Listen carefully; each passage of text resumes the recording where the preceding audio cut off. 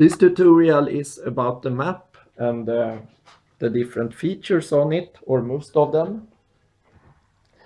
So first you can see here that there are land areas within the mainland of Europe, and then there are sea zones around them. So if we start with the land areas, you can see there are small rings and squares here, which units can be in, and then they are connected, and the units can travel those connections.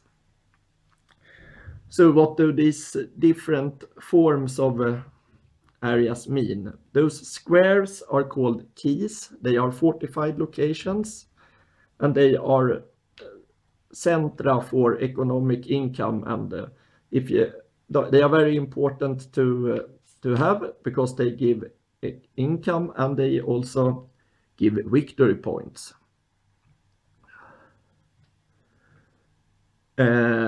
If we go on, we have those hexagonal areas, which are in Germany, which are called electorates.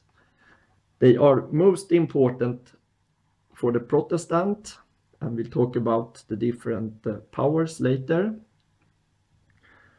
to convert them, because then he can put troops in them, and they also get victory points for them.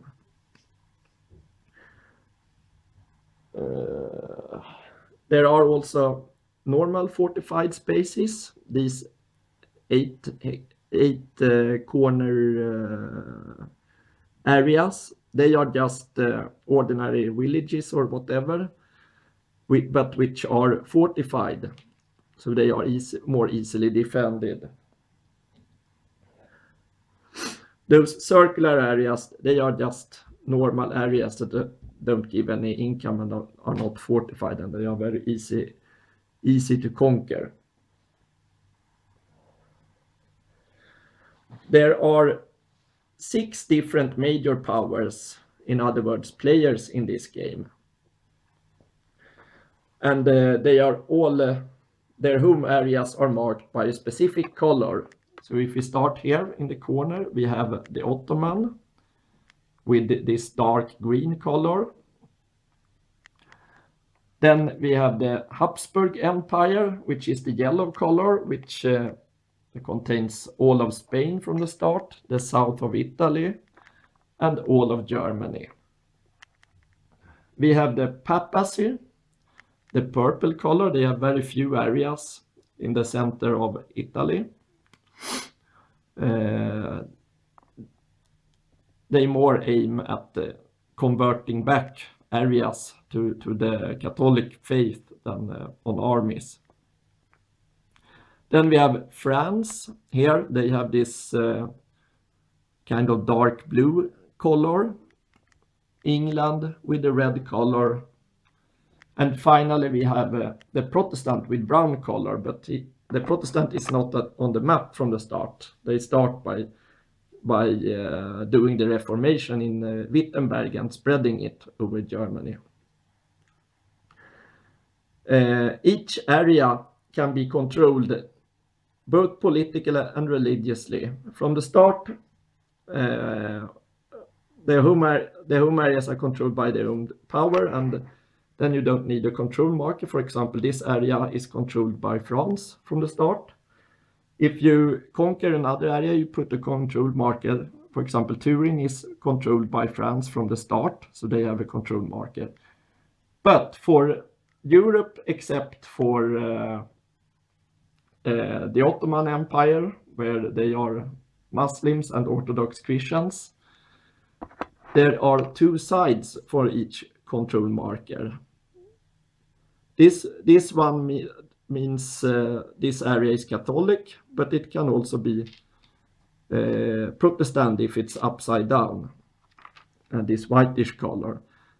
So an area can be,